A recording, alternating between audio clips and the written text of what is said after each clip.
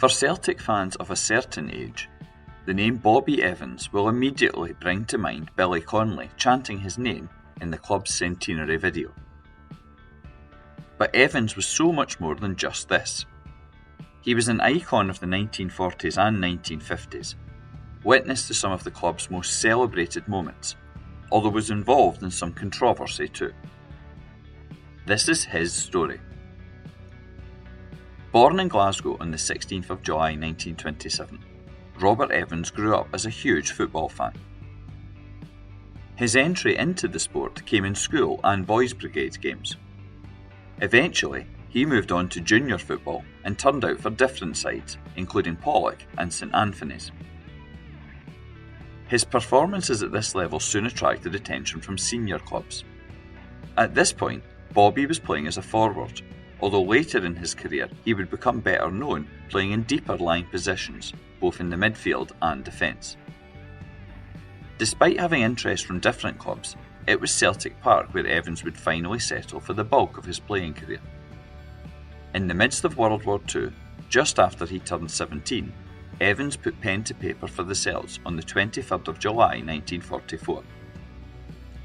Within 3 weeks, he had pulled on the famous green and white hoop jersey for the first time. This came in a wartime regional league fixture against Albion Rovers, with the men in green enjoying a 1-0 away victory. Bobby impressed on his debut and was clearly destined for a big Celtic career. His first Celtic Park appearance followed a few weeks later, but it was very much a moment to forget as the boys were hammered 4-0 by Rangers. Any disappointment felt in this defeat was reflective of Celtic's general experience in this era. Although football mattered much less than the ongoing war and its effects, Bobby's early years as a Celt were a hugely difficult time for the club. Perhaps the best example of this came in the 1947-48 season. In the modern era where Celtic have enjoyed such domestic dominance, it can be difficult to imagine a time when this was not the case. But in April 1948, Celtic were staring at relegation in the face. On the 17th of April, the boys travelled to Dens Park. The team knew that anything less than a win would mean their safety was not guaranteed. Bobby was one of the players, but in a different position than normal. He was persuaded to turn out as a half-back rather than forward. This move, and the entire game, proved to the Celts' advantage. Despite trailing, a perfect hat-trick from Celtic's Jock Weir meant that relegation was avoided. Still, it would be some time before the boys and Bobby Evans would truly have something to celebrate. By the early 1950s, Evans had firmly established himself as one of Celtic's most important players, being used in midfield and defence. He was celebrated by fans for his tough tackling and good reading of the game. Despite having been at Celtic Park since 1944, Evans was yet to celebrate any major trophy wins. He had won the Victory in Europe Cup, the Glasgow Cup and Charity Cup, but both the player and club desperately wanted some national silverware. Evans' first major success came in 1951. In April, the Celts went to Hampden to face Motherwell in the Scottish Cup final. An early John McPhail goal gave the boys victory, and Bobby had his first national medal. The following month, Bobby and the Celts went on the trip of a lifetime. They sailed to North America, where they played 9 games across the United States and Canada. As part of this, the recently won Scottish Cup was displayed before each match. When the Celts returned to Scotland, it was to claim another prize. As part of the 1951 Festival of Britain, the Glasgow Corporation arranged a football tournament called the St Mungo Cup. The boys reached the final, where Aberdeen stood in front of them. It was a very memorable night for Bobby Evans, and another example of his versatility. Although he started in defence, an injury to goalkeeper George Hunter meant that Bobby had to spend 12 minutes between the goalposts. By full-time, he was back in his outfield position, and Celtic had enjoyed a 3-2 victory, despite having been 2 goals down at one point. Having won 2 trophies in a matter of months, Evans hoped this was the start of a prolonged period of success. However, from a national perspective, this didn't inspire the Celts onto greatness. But 2 years later, Bobby was part of an achievement which is still celebrated and sung about by Celtic fans even to this day. The coronation of Queen Elizabeth included a 1953 football tournament featuring top sides from across Britain. Celtic entered, but were expected to simply make up the numbers. Their recent on-field performances did not inspire confidence of victory. This, though, proved to be entirely wrong. The Celts faced Arsenal in the first game and enjoyed a 1-0 victory.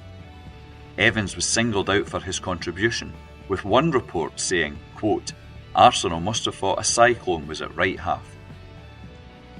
In the next round, Manchester United proved to be no more of a challenge. This time, Celtic secured a 2-1 victory, with Bobby again praised for his efforts on the night. Famously, the final took place in a Hampden covered in green, white and gold, as the Celts took on Hibernian. Goals from Neil Mochan and Jimmy Walsh meant that Bobby and his teammates celebrated winning the Coronation Cup. Bobby's overall Celtic contribution was noted in 1953 when he was voted Scottish Player of the Year, a testimony to how even those outside of Celtic Park viewed him. All of these achievements proved to be the catalyst for more success for the player and club, with season 1953-54 being the high point of the 1950s for Celtic. By the end of that spell, the club had won their first league title for 16 years, and Bobby had his first, and only, league winners' medal. When the Scottish Cup was won a week later, the Celts had claimed a double for the first time in 4 decades, with Bobby right at the heart of this success. By 1956, major changes were afoot that would affect Bobby and let him write more Celtic history. Jock Stein's ongoing injury problem had 2 impacts on Evans. Firstly, he moved back into defence to replace Stein, which many people believed allowed Bobby to prolong his own career. Also, Evans did not just replace Stein as a defender, he also took over as club captain. Such an honour showed the regard in which the man was held by the club, players and fans. Within months of this appointment, Bobby had led his team to the final of the League Cup. Although this competition had been running since the conclusion of World War II, Celtic were yet to experience any success. In October 1956, Partick Thistle hoped to claim the trophy. They had lost the 1953 final, whereas Celtic were at this stage for the first time. Neither side was able to claim victory in the first game, so a replay was needed. This time, a comfortable 3-0 win meant Celtic had won the League Cup.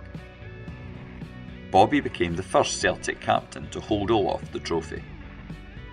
Next season, this competition would have an even more momentous conclusion, with Bobby continuing to captain and drive forward the team. In 1957, Celtic again reached the final. Rangers stood in front of them, and the Ibrox men were firm favourites. In the lead-up to the game, it seemed even the Celts didn't think they would win. A dressing room fight between Evans and Charlie Tully highlighted the nerves and worries felt by the Celtic players. But such a belief proved to be completely misplaced, and the conflict between the two men was quickly forgotten. On a sunny day at Hampden, Celtic set a British Cup final scoring record by hammering the Ibrox men 7-1. Bobby once again proudly collected the trophy on the club's behalf, and his place in Celtic legend was assured. As well as wearing Celtic's green and white, Bobby regularly pulled on the dark blue shirt of Scotland.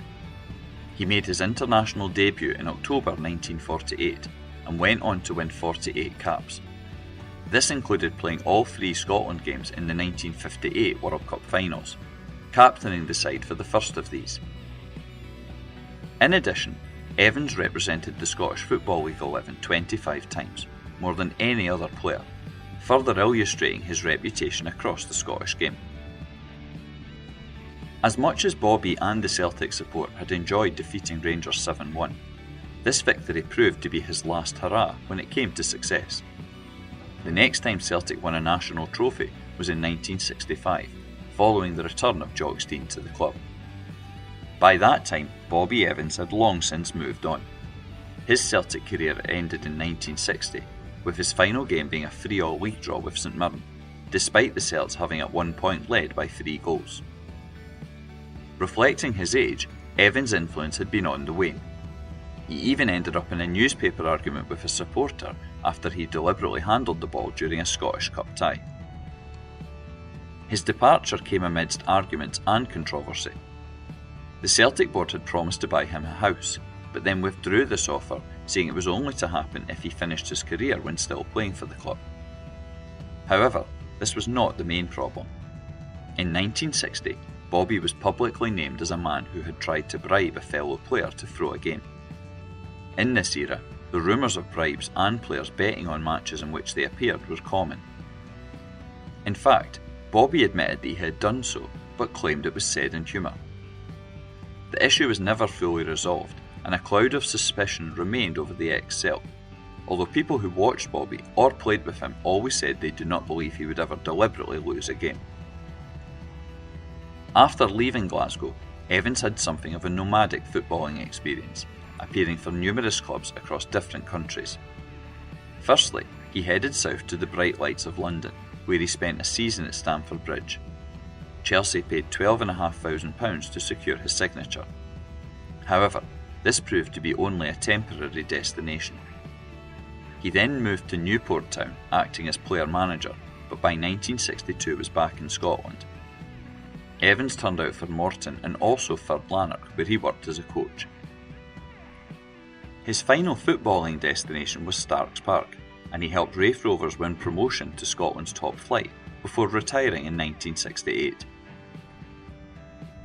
This ended his association with football. He never went down the line of coaching, especially not at Celtic Park. Bobby instead worked in different roles outside the game, including selling insurance and as a warehouse driver. In his latter years, Bobby suffered numerous health problems, including dementia and Parkinson's disease. He lived in Darragh Nursing Home in Cumbernauld, then died on the 1st of September 2001 at the age of 74 in Monklands Hospital. Celtic commemorated his life with a minute's silence during a home game against Dunfermline. And then in 2008, his contribution to Scottish football was publicly acknowledged when he was inducted into the Scottish Football Hall of Fame. For many supporters who watched Celtic in the 1950s, Bobby Evans was often cited as being their favourite player. Indeed, Fergus McCann, the man who saved Celtic in the 1990s, said exactly this. Whether Bobby Evans was a man you ever saw play or not, his place in Celtic history is assured. A club captain who had the privilege of lifting various trophies whilst wearing green and white, he will always be celebrated by supporters. If you want to learn more about Celtic history, follow Hail Hail History on Twitter X and Blue Sky. You can also take part in free Celtic walking tours. Visit celticwalkingtours.wordpress.com for more information.